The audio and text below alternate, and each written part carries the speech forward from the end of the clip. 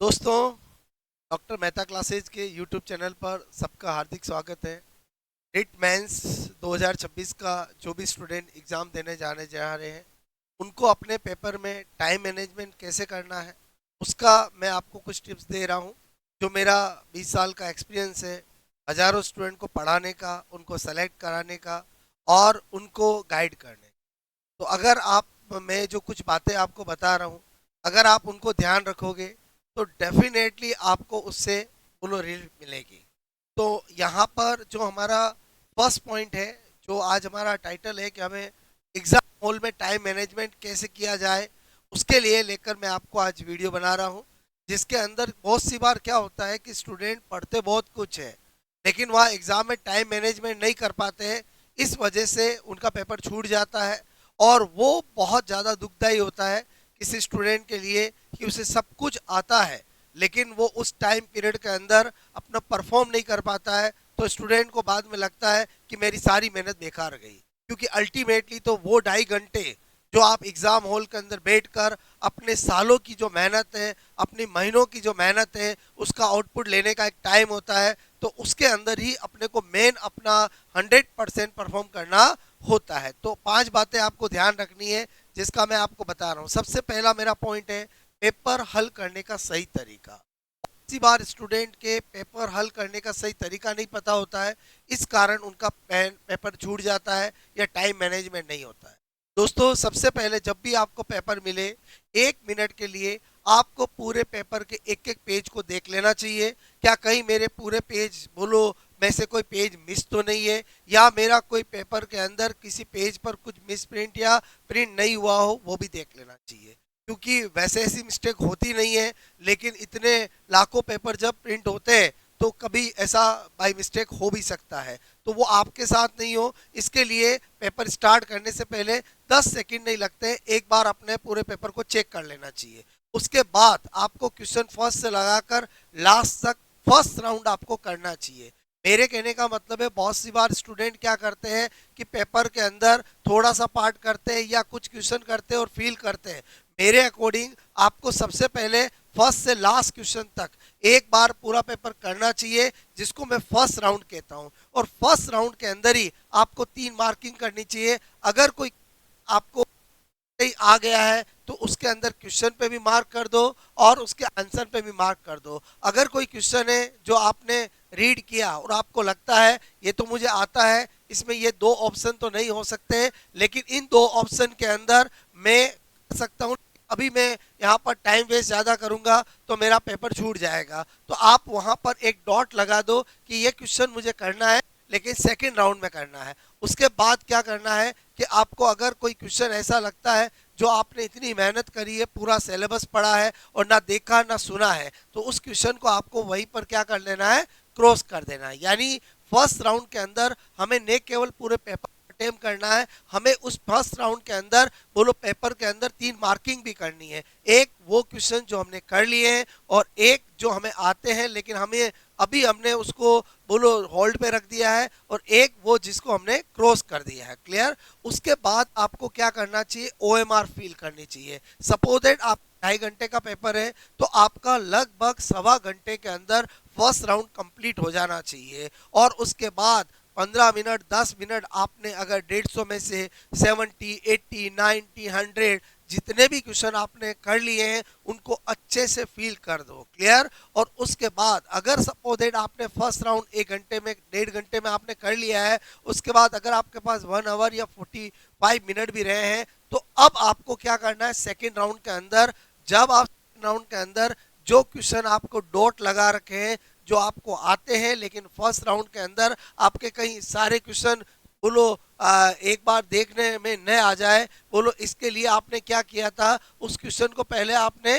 बोलो छोड़ दिया था, तो अब आपको उनको अटेम्प्ट करना है। और तरीका है कि अगर कोई क्वेश्चन आपको पता है इन दोनों में से अब ये आंसर होगा, तो वहीं पर मार्क कर दो और उसको हाथों हाथ आप ओएमआर में फिल कर दो। सेकंड राउंड के अंदर ओएमआर फिल करने का अलग प्रोसेस है और फर्स्ट राउंड के अंदर पढ़ने का अलग प्रोसेस है। उसके बाद आपको मैं क्या बता रहा हूँ कि टाइम मैनेज का सही तरीका अगर आपने इस तरह से करोगे तो डेफिनेटली आपका क्या होगा, टाइम बचेगा। क्यों? क्योंकि आपने जहां फर्स्ट राउंड के अंदर टाइम वेस्ट नहीं करना था वहां आपने अपने टाइम को बचाया है, तभी आप सेकेंड राउंड के अंदर जो क्वेश्चन आपको थोड़े से कंफ्यूजिंग लग रहे हैं या जो आते हैं जिसके अंदर आपको बोलो किसी की कैलकुलेशन के अंदर आप बोलो उलझना नहीं चाह रहे थे, तो उस वजह से आप क्या हो रहे थे, तो आपने वहां पर उस क्वेश्चन को छोड़ दिया और आगे बढ़ गए सेकंड राउंड के अंदर उनको करना है। सपोज दैट ऐसे डॉट वाले डाउट वाले जो क्वेश्चन है जिसमें आपको आता है लेकिन दो ऑप्शन में आपको कंफ्यूजिंग है, वैसे अगर 30 क्वेश्चन है तो ऑलमोस्ट वो 20-25 क्वेश्चन आपसे हो ही जाएंगे क्योंकि वो क्वेश्चन आपको आते हैं। क्लियर? और उनमें आप थोड़ा करना भी चाहिए क्योंकि उसमें प्रोबेबिलिटी राइट होने की 50% है। क्लियर? ओके, उसके बाद नेगेटिव मार्किंग से कम करने का क्या तरीका?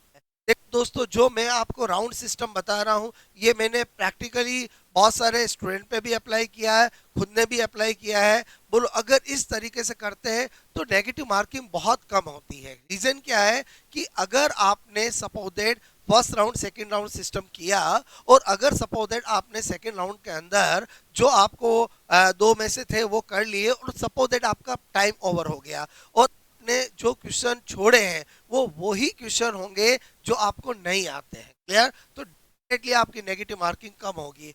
होता क्या है, बहुत सी बार स्टूडेंट क्या करते हैं, जब फर्स्ट राउंड करते हैं तो उसमें मार्क नहीं करते हैं, तो सेकंड राउंड के अंदर भी उनको पता ही नहीं रहता है कि मुझे कौन सा क्वेश्चन छोड़ना है और कौन सा बोलो मुझे बोलो कर ही लेना चाहिए। क्लियर? तो नेगेटिव मार्किंग से बचने का एक ही तरीका है, अगर देखा ना सुना है और जिसके बारे में आपको कुछ भी नहीं पता हो वो तो हमेशा आपको क्वेश्चन छोड़ना ही है, क्योंकि अब जो पेपर आ रहे हैं वो इस तरह के आ रहे हैं कि उनके अंदर अगर आपके 150 क्वेश्चन का पेपर है तो 20-30 क्वेश्चन तो आपको इस तरह के मिलेंगे ही मिलेंगे जो छोड़ने के लिए ही बने हैं। वो अगर आप बोलो उनमें ज़्यादा करोगे तो आपका नेगेटिव हो जाएगा। अब ये कौन स्टूडेंट डिसाइड कर सकता है कि उसको ये क्वेश्चन जो है छोड़ने के लिए बने हैं? जिसने अकॉर्डिंग टू सिलेबस पूरा एक एक लाइन सब कुछ पढ़ा है वही ये डिसाइड कर सकता है कि ये क्वेश्चन मुझे अटेम्प्ट करना है या छोड़ना है। उसके बाद मैंने आपसे कहा कैलकुलेटेड रिस्क। सपोज दैट आप फर्स्ट राउंड हुआ और फर्स्ट राउंड के अंदर आपने 150 में से सपोज दैट 100 क्वेश्चन आपने अटेम्प्ट कर लिए, 90 कर लिए, 95 कर लिए, मैं आपसे करूं 85 कर लिए, तो बस आपको सोचना है कि अब मुझे ज़्यादा रिस्क नहीं लेनी है क्योंकि मैं जो मेरा एक क्राइटेरिया है उसको तो मैं क्रॉस कर चुका हूं। अब मुझे डेफिनेटली कुछ क्वेश्चन और करने हैं लेकिन मुझे वही करने हैं जो मुझे कहाँ लग रहा है कंफ्यूजिंग लग रहा है। उसमें आप 10-15 क्वेश्चन जो आपको 50% लगते हैं वो आप रिस्क ले सकते हो। ओके, जिसको मैं कैलकुलेटेड रिस्क बोलता हूँ। और अगर सपोज दैट आपको लगता है कि फर्स्ट राउंड के अंदर तो आपके बोलो 50 क्वेश्चन राइट हुए हैं तो डेफिनेटली आपको रिस्क लेनी पड़ेगी, क्योंकि जो मिनिमम क्राइटेरिया है कि बोलो आपको पता है कि 150 में से मुझे 50% या उससे क्रॉस तो करना ही पड़ेगा, क्योंकि अगर मैं एग्जैक्ट 40% पे करूंगा तो अगर मेरे 2-5 क्वेश्चन भी गलत हो गए तो फिर तो मैं डाउनवर्ड चला जाऊंगा।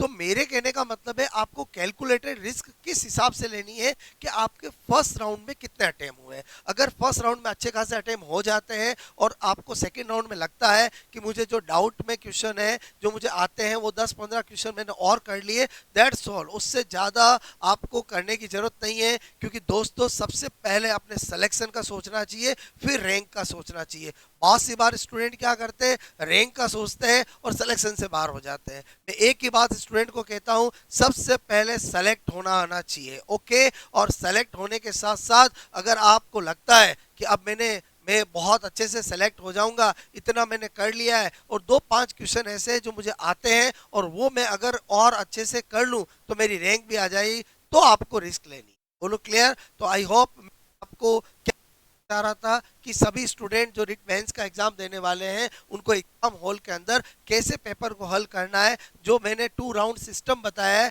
उसको फॉलो करना है। ओएमआर कभी भी सबसे फर्स्ट राउंड के अंदर हर एक क्वेश्चन को करके करोगे तो आपके ओएमआर में गलत होने का भी चांस है और उसमें टाइम भी ज़्यादा लगता है। सबसे पहले पहला राउंड कंप्लीट करो, पहला राउंड हर स्टूडेंट का, अगर आपका 2.5 घंटे का पेपर है तो 50% टाइम में यानी सवा घंटे के अंदर फर्स्ट राउंड हो जाना चाहिए। चाहे उस फर्स्ट राउंड के अंदर आपके 70 या 75 या 80 क्वेश्चन क्यों ना आपसे अटेम्प्ट हो, क्लियर। लेकिन उसके साथ साथ आप फिल्टर भी कर लोगे। फिल्टर इन द सेंस कौन सा छोड़ना है और कौन सा आपको वापस सेकेंड राउंड में अटेम्प्ट करना है। और बाद जब सेकेंड राउंड में फील करोगे तो आपको जैसे क्वेश्चन आप करते हो साथ के साथ फील करना है।